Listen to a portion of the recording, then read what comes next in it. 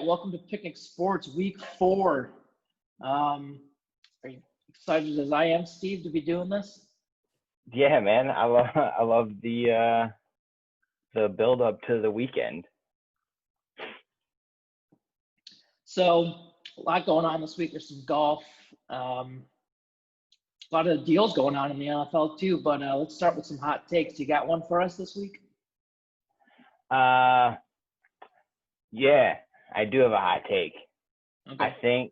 I think the Sixers are going to win the championship. Really? Okay, that is hot because I have them falling out. No other reason except that I'm a Philly fan. That's it. That's my hot take. Embiid's taking it seriously. He showed up to his airplane ride in a Tyvek suit and a full face mask and gloves and everything. So he's ready to play. He's ready to stay healthy and not get corona and play. Nice. Yeah, I liked watching Philly throughout the year before the league stopped, but I don't know. There's a lot of analysts don't think they can do it. I like Ben Simmons too. I like Philly, but they're moving him to power forward and they're playing somebody else at point guard. They're gonna try something new.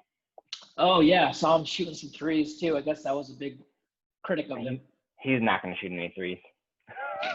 That's also a hot take. He won't shoot any threes. Okay, so I got one with the NBA. So right now the Mavericks are outside of the playoffs. I think they're ranked 7th in the Western. And how many teams get in? 8? 8 get in. 8 get in, yeah. So, and it's funny because the Pelicans are like 10. Yeah. And they specifically included 8 teams so the Pelicans would have a chance to get in. And now Zion is leaving for a family emergency. He's got to quarantine when he gets back. Whenever he gets back, they're going to quarantine him for 2 days because if you take the test and you're clear, then it's only 2 days. If he tests positive, it's a whole other story. But it's I think the Mavericks with Luka Doncic, I think he gets in. And here's my hot take in the West is that the Thunder, who sit at 5, they were on a 3-game win streak before this all happened, are out.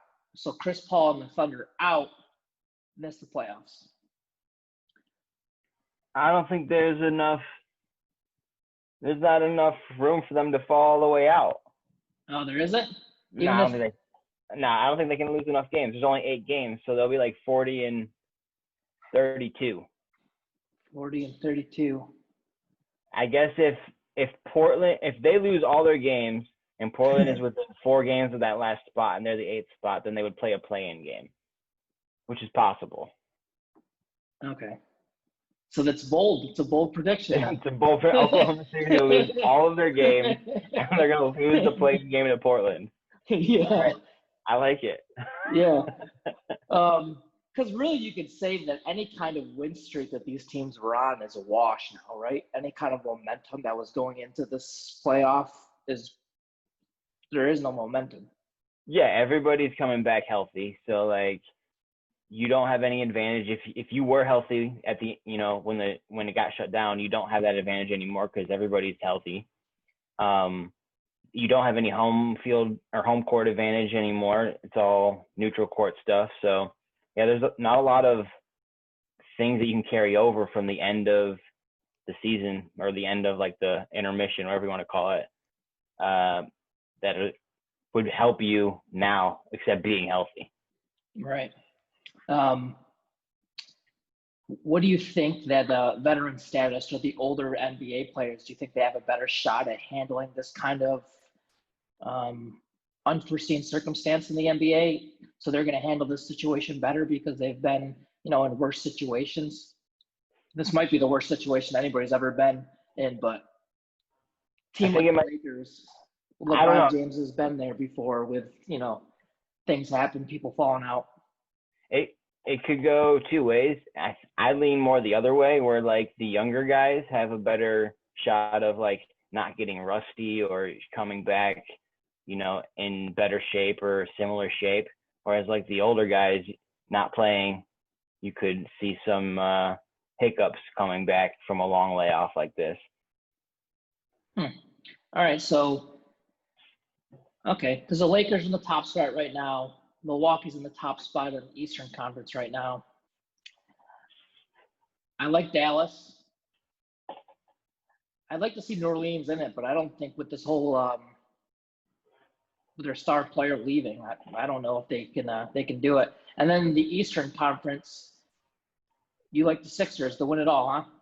Yeah, I like the Sixers to win it all. They were unbeatable at home. I don't know why they couldn't win a game on the road, but I think they were undefeated at home. 29-2. Yeah, yep, pretty damn close. So if they can somehow transition that to being just as dominant on a neutral court, then they'll be a tough out. Yeah, the Eastern Conference is weird. I feel like the Heat, Miami was like playing a little bit of small ball, and they have a really good record too. I mean, the Bucks. It's essentially just a Tumbo, right? Or how do you say his last name? Antetokounmpo. Yeah. Yeah, but they also have like Bledsoe and Chris George. Middleton. Yep. George Hill, Chris Middleton. So they've got a lot of, mid-level talent that can shoot. As you can see, I'm pretty unprepared for my NBA discussion. I don't know who I want to pick because I like the Jazz too. For some reason, I watched a couple games of the Jazz, like Donovan Mitchell and Rudy Gobert. I also like the Mavericks. But I mean, the two LA teams, I don't know, would Clippers win it all? I haven't watched a lot of Clippers basketball just because it's on late. Yeah, Kawhi and Paul George. And so I don't watch a lot of Clippers or Lakers basketball living on the East Coast. So I don't really see them a lot. Kawhi put Toronto on his back last year, and so he could do that with the Clippers. What about Toronto playing without Kawhi? Like they got a shot too, even without him. They've been great this year. Yeah, they won their last 4 games before all this. They play just as good away as they do home. Same record, 23-9. Yeah, because Lowry's pretty good. Yeah, the Eastern Conference. I don't know. All right, if I got to pick a team, I'm gonna go Celtics, and then the West. I'm gonna take the Jazz. Celtics, Jazz. All right, I like it. All right, 2 young guys. You got Jason Tatum and Donovan Mitchell. So, okay, I think it's kind of up. It's almost like these records you could just throw it all out and just be like, it's almost like the NCAA tournament at this point. I mean, anybody could win this thing, right? So yeah, I'm really rooting for Portland to perform well in the 8-game regular season, get a shot at a play-in game, and then get in as the 8th seed because they're healthy and they're going to be very dangerous against the Lakers playing them in the first round of the playoffs. I would love to see a healthy Portland play the Lakers. And my LeBron hate's going to show right now, but I would love it more than anything for him to go out as the 1 seed against Portland. It would make for the best for anybody who hates LeBron. Yeah, see, I'm the opposite. I don't hate LeBron. I just, I'm glad I was alive to witness his, the greatness that he's, performed over the last. He's, the best player I've ever seen in my lifetime. I never grew up to see Jordan, so. But yeah, is there a lot of pressure on him to win? Yeah, there's a ton of pressure on him to win. Because if he does it with the Lakers, he does something nobody else has really done. No star player's ever done is carry 3 different teams to a championship. You got like guys like Robert Horry and stuff like that who have been like auxiliary players on multiple championship teams, but no star's ever been on the focal point of 3 championship teams, 3 different championship teams. Right. I think you could make the case that he didn't necessarily carry Miami though. Oh yeah, I would make that case too. But he's a focal point of that team, obviously. For sure. Yeah, Miami had to beat, the Celtics And they're free trio too. Garnett, Pierce, and Allen. Yeah. So. Yeah, so a lot of people do like the Blazers. There's like a hot take on the DP shows. I guess he was saying a lot of analysts are taking the Portland Blazers with Damian Lillard and Carmelo Anthony. That's Have you seen Melo? He's the fittest he's ever been since he was a freshman in college. I don't think he was that fit at Syracuse. he's cut up now. I don't know what happened.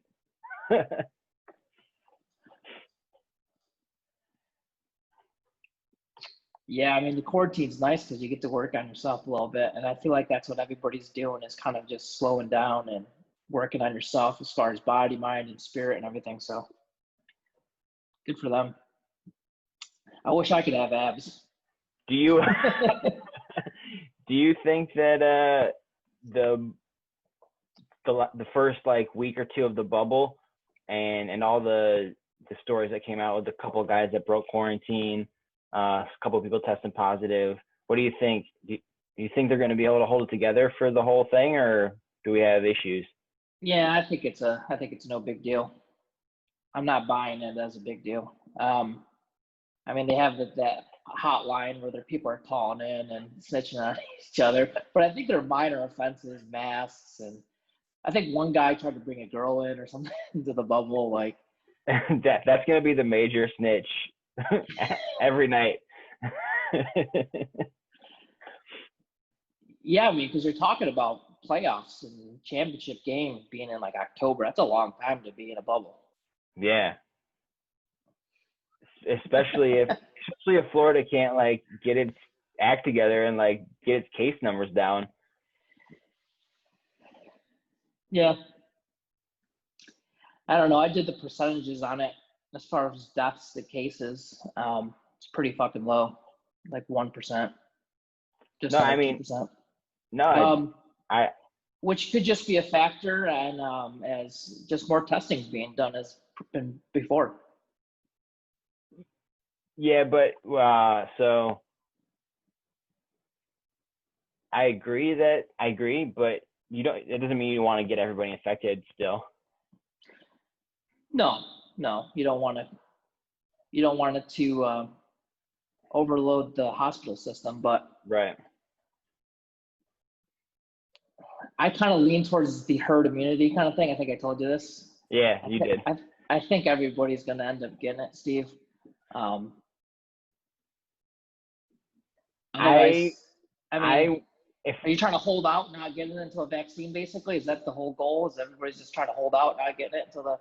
If I have to get it, I want to get it as late as possible. I want there to be as many treatments available. Because I don't know, Good point.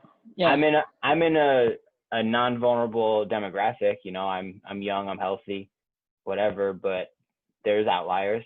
I don't want to be an outlier. No, understood.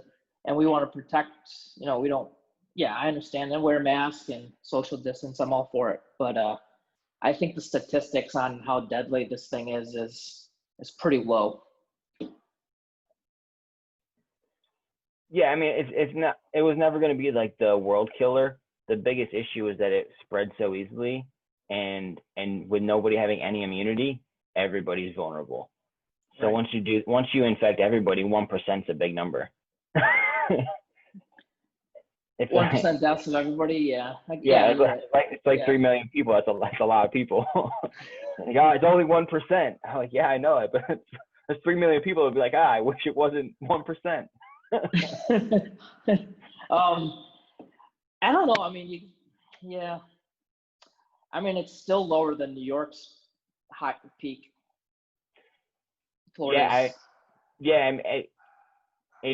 I hope it stays lower, but I haven't seen any reports that Florida's doing anything to prevent the spread anymore. I don't know. I mean, you live down there. Is there a lot of changes since you guys have? Yeah, masks. You gotta wear masks, which is fine. The restaurants, are pretty good about it. They don't the hostesses are on you like that if you don't have a mask.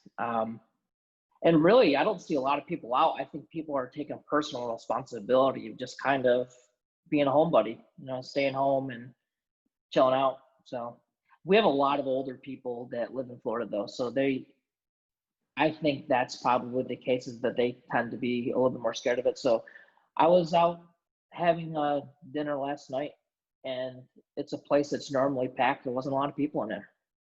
Yeah, it's probably a factor too, since Florida has so many, such a divergent in their age, like a lot of old people versus a lot of young people. You're seeing a lot of these positive cases are probably a lot of young people who are out, and probably not a lot of old people, and so therefore you'll probably see less overall deaths if it Right. if it works that way. So Right. But to your point about it affecting the playoffs, no, they're going to power through. And if something big does happen, I could see them shutting it up.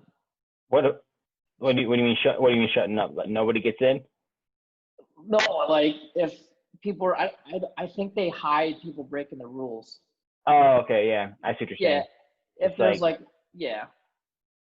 there's there's a PR person for that. But all right. there's a lot of media people in there, so I don't know. As long as LeBron doesn't get it, they won't cancel. Yeah, I mean, what's the point if none of the big stars are in it, right? The whole thing with Zion Williamson leaving, you know what I mean? If he's not in it, that kind of sucks. I know. I wanted to watch him play too. I think it's about the money. I think they just power through, and I think it'll be fine. Even the NFL, it's getting down to the wire as far as their plans. They announced report dates for training camp this morning. Yeah, the rookies, right? Yeah, everybody has to report. I didn't see the date, but I saw someone broke the news that the dates for training camp have been reported. So they're going forward. We'll see what happens. Yeah, it's a lot of money on the line. That's why I think they just push through. Well, I think there's a lot of money on the line for everybody. Like, that's why everybody's trying to push through. Yeah, can we just get a vaccine already so we can stop worrying about this? Shit, what are they doing? I mean, I haven't even heard any stories of a vaccine. Scientists just stopped working because nobody trusts them anymore? Is that what it is? They're striking for their – because no one cares if they're doing a good job. Yeah. No, I actually heard that the vaccine that they started in early March just had some positive results. They had like 45 subjects. They did like 3 different doses of the vaccine, and all of them increased the antibody levels that attack the SARS-CoV-2 virus. So they're going forward with bigger trials. Okay, good. Nice. So that's the first positive thing I've heard about this thing going forward from you, Steve. Let's go. If you want to switch gears to the NFL, I kind of like a lot of the news that's going on. Derrick Henry got paid. What do you think that's? You think that's good news for Tennessee or bad news? He's running backs fall off a cliff here, and he's getting close to the edge of the cliff, right? Yeah. He probably didn't start using them until fucking year 3. He's probably got 1 or 2 monster years left in him. I don't know how long the deal was. 4 years, maybe. Yeah. So I mean, they'll get their money out of him. They did a good job. They didn't use him in his rookie year or his second year. They never even used him. They had DeMarco Murray that first year. Mm-hmm. And then the second year, they barely used him. I don't know who they had, but they barely used him until like the end of the year, and he went off for a couple of games. Finally, this past year, they actually used him, and then they paid him. So I think he's still got a lot of tread. I think he's gonna. I don't know. Have you ever seen some of the runs? If he gets 10 yards untouched with a lane, like a hole, you know how much speed he generates? Yeah. I do not want to tackle that guy. It's like he's like a wrecking ball coming through there. Yeah. And he's just got a burst, man. And the stiff, he's hard to tackle. Let's just put it that way. And if as long as he does, I think he can have a weight problem. It looks like he's kind of bigger. He kind of reminds me of Marshawn Lynch when Marshawn Lynch was in Buffalo. Like, he wasn't being used a lot, but he was a hard runner. And then when he left Buffalo and went to Seattle, he flourished into the dominant beast mode. So maybe he's gonna have that type of second half of his career where, like, now that he's paid, he can, like, flourish into, like, an even more dominant version of himself. Is he a must-have in fantasy football? Yeah, definitely. Yeah, if you can get him. If you can get him, yeah. How many running backs would you draft above him? Do you take Miles Sanders before him? Maybe only because of his ability to catch the ball. Maybe in like a PPR league, maybe. But I don't know. Do you take Derrick Henry over Dalvin Cook? Same argument for Miles Sanders. I think Cook catches the ball more than Henry. So you think you can still take Cook over Henry? Yeah, PPR is nice, but 6 points per touchdown every time they're on the goal line is nice too. Yeah, I don't know. Where are the rankings? You didn't put them in the agenda, so I don't know. Christian McCaffrey, Saquon Barkley, Ezekiel Elliott, Dalvin Cook, Alvin Kamara. Oh, this is somebody else's. Oh, okay. Miles Sanders is creeping up the list. And you know who else is creeping up the list that not Jonathan Taylor's creeping up the list too. And I was hoping to get him in like the 4th round. Now I might have to reach for him. Because he's got some speed. Jonathan Taylor's got some speed behind the Colts. Oh, Derrick Henry's offensive line. Yeah, see. If you can get Derrick Henry as a 13th running back, you take him every time. Oh no, that's not running backs. This is just 13th overall. I can't even Google good. Why am I doing a podcast?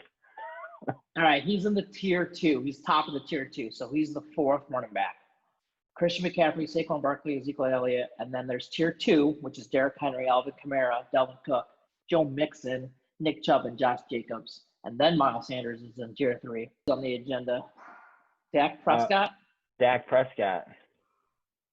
Yeah, did you take the Giants off that list or what?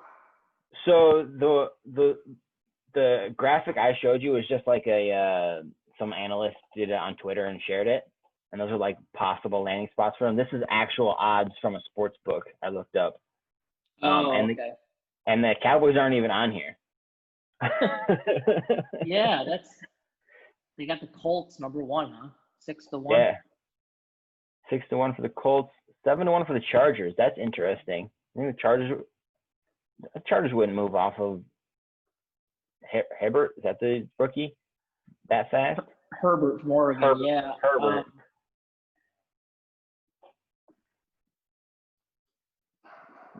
Because you would think he's going to play this year.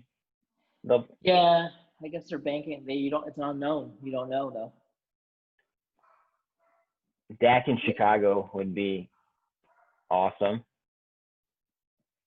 Yes, you don't like Foles? Chicago, man, that's crazy. I don't like Trubisky when the Bears were doing good. They just signed Khalil Mack that year. Like every time they played Green Bay on like primetime game, I was always rooting for Trubisky.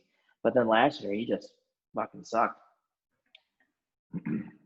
Sometimes those are just basic mechanics, and they get that stuff back. I don't know why everybody just like jump ship on Mitch. So I saw a stats comparison between Trubisky and who was it? Oh, Josh Allen. And Trubisky has better stats than all of Josh Allen's stats from last year. So I don't know. It might not be Trubisky. It might be the team. Yeah, in my opinion, they didn't. I don't know. The offensive scheme, Matt Nagy, I don't know. Normally it's supposed to be good, right? A lot of running. Yeah, he's supposed to be like an offensive like genius. Yeah. That's what he was touted at for, coming from the Chiefs. I was pretty disappointed in Chicago's offense. I banked on David Montgomery. I don't think they gave him the ball enough, honestly. Yeah, I don't think so either. I had him too in a lot of leagues, and I was stuck, playing him or not. And then times I wouldn't play him, he would have like a 2-touchdown game, and then the next time I put him in, and they wouldn't hand him the ball.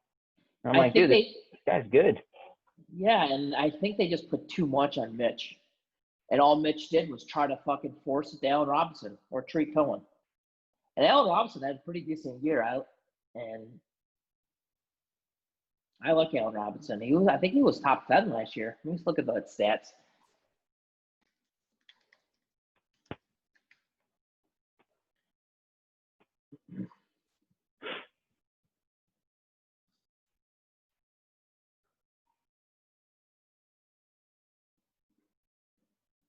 He's projected 11. He's projected 11 for this year. He's in rankings. Yeah, he's the strength of schedule. He's got the first easiest schedule. Huh. There you go. 2019, he had, I thought, 1,100 yards, 7 touchdowns. I think that touchdown needs to be up. In Jacksonville, that second year when he blew up, he had 1,400 yards and 14 touchdowns. So that's his peak. That's the best year he's had, 2015, 1,400, 14 touchdowns. I like to look at like where their high is, what their potential is. Potentially, he could do 1,400 yards and 14 touchdowns because he did it before. Right.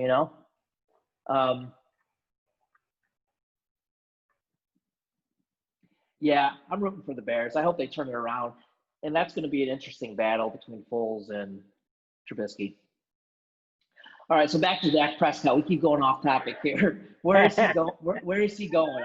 You know what? These odds, you like Chicago, I could see him going to the Raiders. If the Raiders play well this year, which I think they might do, or decent, if they go like 8. The Raiders aren't even on the odds list. They're not 10-1? I got a different list then. Oh, well, I mean, different sports books. Oh, okay. They're not on the list?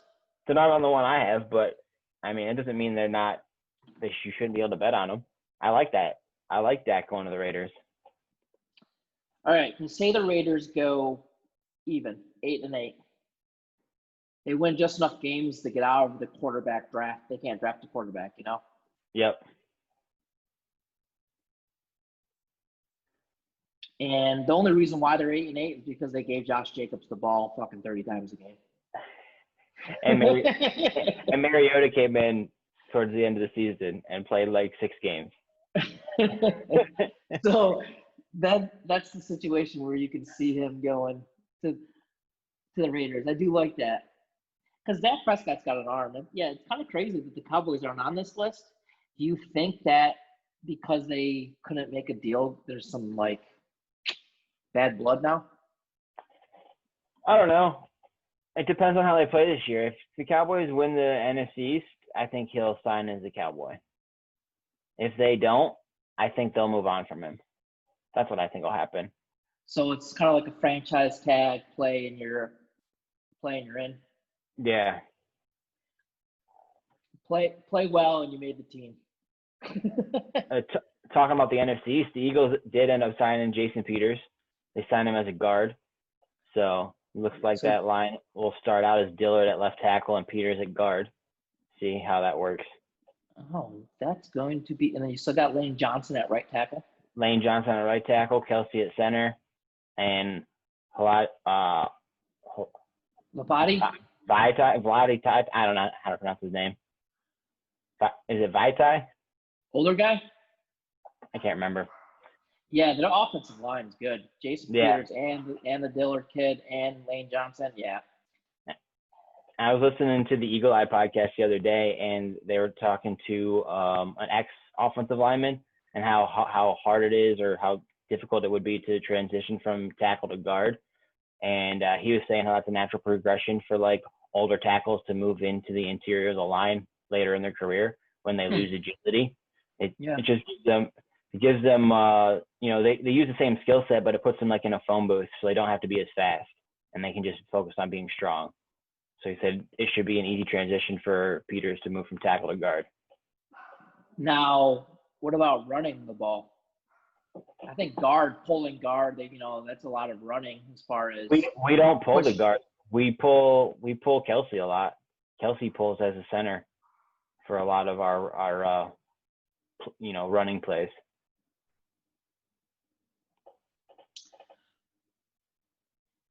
Watch out, Eagles. I like the offensive line, and that's the thing. It's always a battle between the Eagles and the Cowboys for first place. And I don't think the Giants are going to be in it, but they might, they might piss you guys off. That's what they might do. They might get one off us in New York. It's not out of the realm of possibility. Did you follow the Redskins story this week? I tried to. All I saw was that there was a whole bunch of shit going on, and then nothing got reported, and then maybe a little bit of shit was going on. I don't know.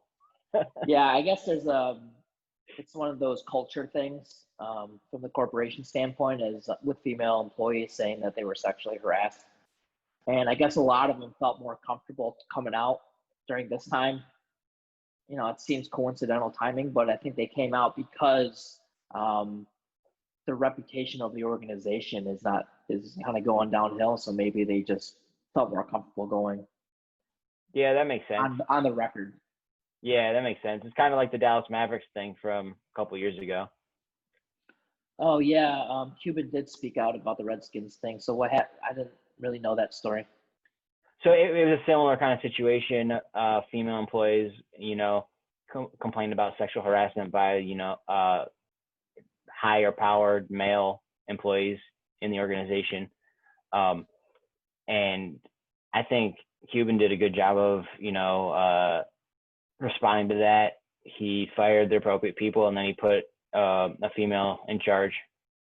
I think I'd like to.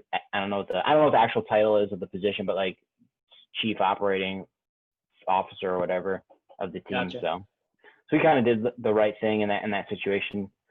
I don't know what the Redskins are going to do about it, especially like right now, going through so much turmoil with the name change and then this on top of it. That's a lot of baggage to deal with at the beginning of your season.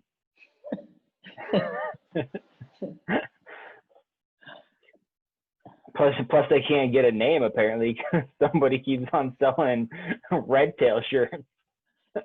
Yeah, I guess isn't that a great story? Dude, I love it. Yeah, I guess like 4 years ago, whenever this name change thing first came up, this guy literally just bought a bunch of rights to the names, a bunch of copyrights. But the law is you can't squat on a name unless you're actually using it. So he was selling T-shirts of these names of replacement names. So funny. I think he's willing to give up the name for free. I saw a report, but I wouldn't if I was him. Fuck it. Yeah, especially about making money selling shirts. Yeah. He might give it away for free for some stipulations, like season tickets or something. Season tickets. There you go. For lifetime. Yeah. Fuck. We got to get you got to book Anthony Rocco so we can talk football. I like to talk about the 49ers and the season they had last year and how they basically came up from a losing season and able to draft Nick Bosa, the second pick. Yeah. Like the worst record to like the best record in 1 year. Kind of crazy how that happened. Well, it did help that their star quarterback tore his ACL the previous season and then came back healthy the next season. Yeah. But yeah, I'll talk to Rocco. I'm sure he'll love to hop on and talk NFL. Yeah. Yeah, he's pretty cool. I don't know if does he work weekends?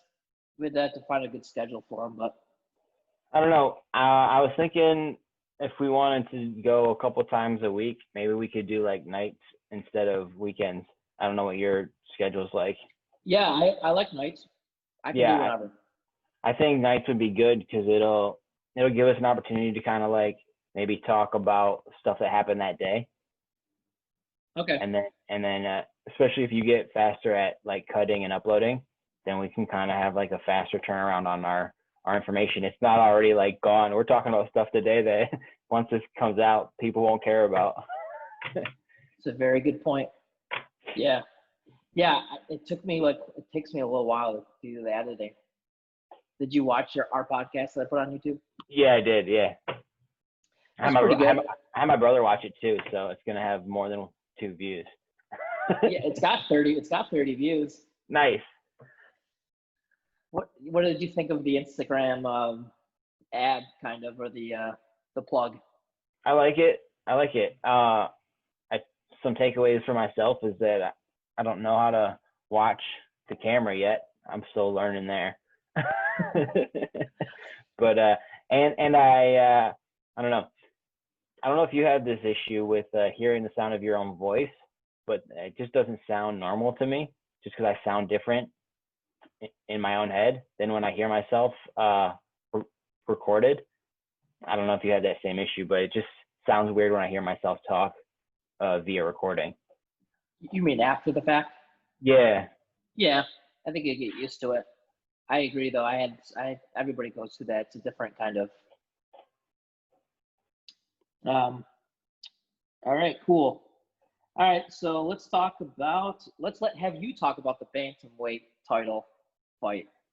All right, so I think we're both firmly on Team Aljo here. Yep. But Jan went ahead and defeated Jose Aldo by TKO at UFC 251. And then when Dana White was asked after the fight if Aljamain or who was going to be next, he didn't come out and say Aljamain is the next fight. He said he was just worried about the next fight on Wednesday. So he was non-committal to the Aljo title fight. And then a few days out from the UFC 251, Jan tweeted at Cody Garbrandt, calling him out, which is weird because Garbrandt was like on a 3-fight losing streak and just has, a nice knockout in his last fight. So I don't know why they would even consider a Garbrandt-Jan fight. And then you have a bunch of analysts or, podcasts or talking heads talking about how Aljamain has to be the next guy. DC, I saw talking about it. It has to be the next guy. But there's also like rumblings that even Henry Cejudo, who was talking crap on Twitter after the fight, might get a shot, even though he's retired.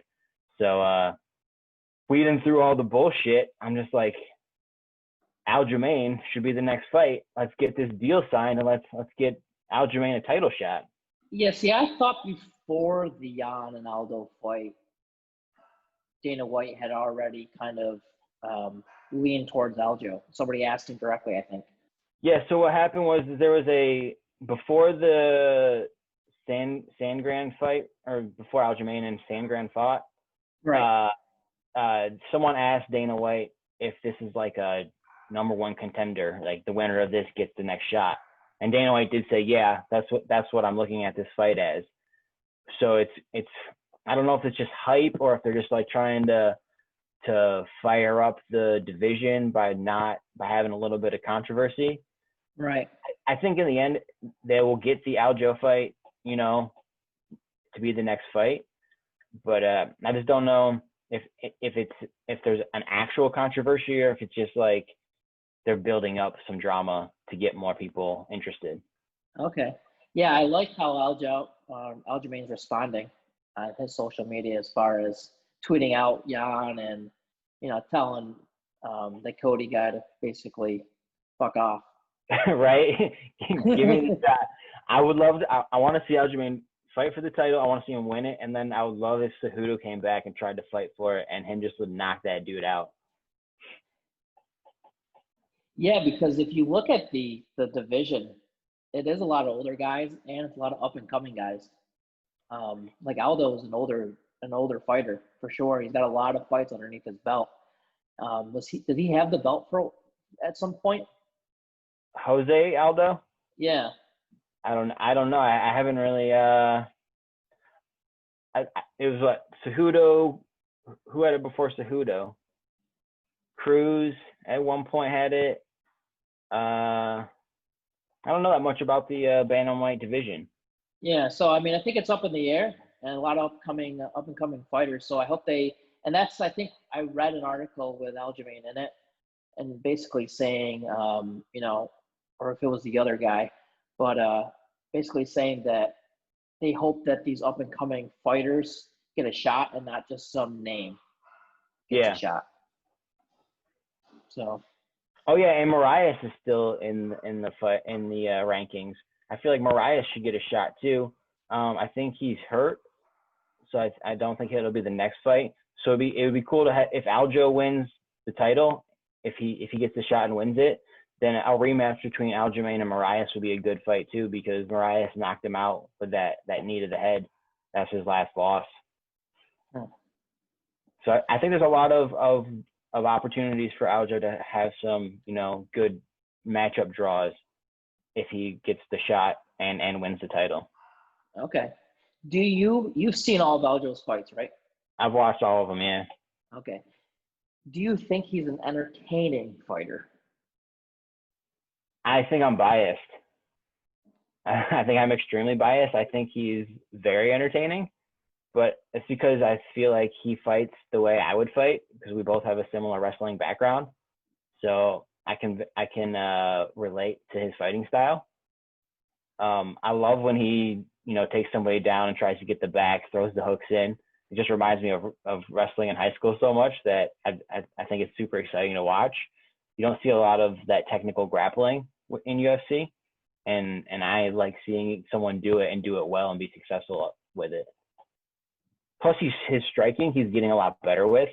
A lot of his striking has improved, and he's landed some really big hits, and there's been times that, you know, he's had opportunities to finish with a TKO or a KO. So I think, you know, you can't rule him out as being a dangerous opponent in the strike game. Yeah, I did see on one of his highlight reels he had a pretty good spinning back fist.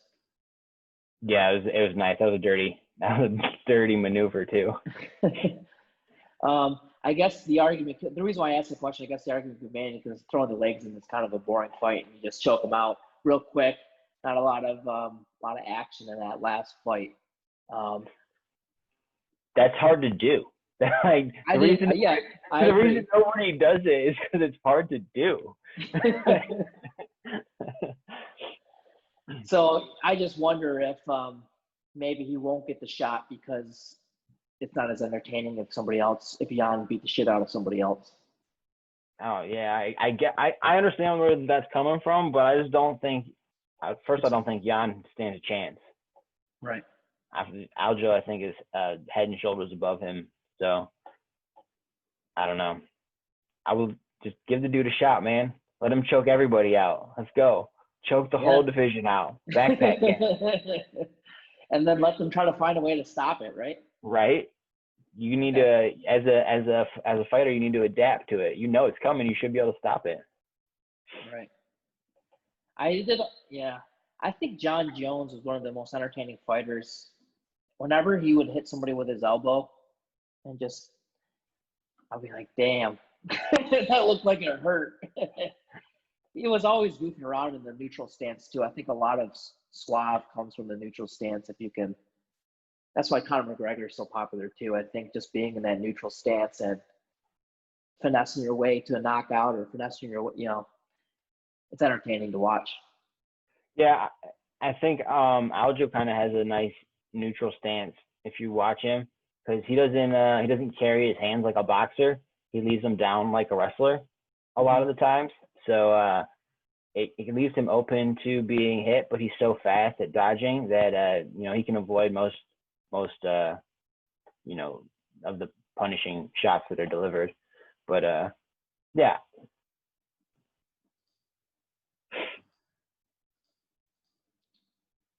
All right. So what are you doing this weekend? So I got to build a fence. That's what I got to do. I've had all the supplies in my backyard for about 2 weeks now, and I've just been putting it off. So not for the gonna dogs? Yeah, for the dogs. I'm expanding it out a little bit. We have like a really big backyard, and right now it's a smaller fenced-in area, so I kind of want to expand it out to more of the yard. And I've been putting it off for a while. So we got some sun, no rain. I'm gonna try and get that done. Nice. You and Ryan? No, just me. I'm gonna do it by myself. Okay. Nice.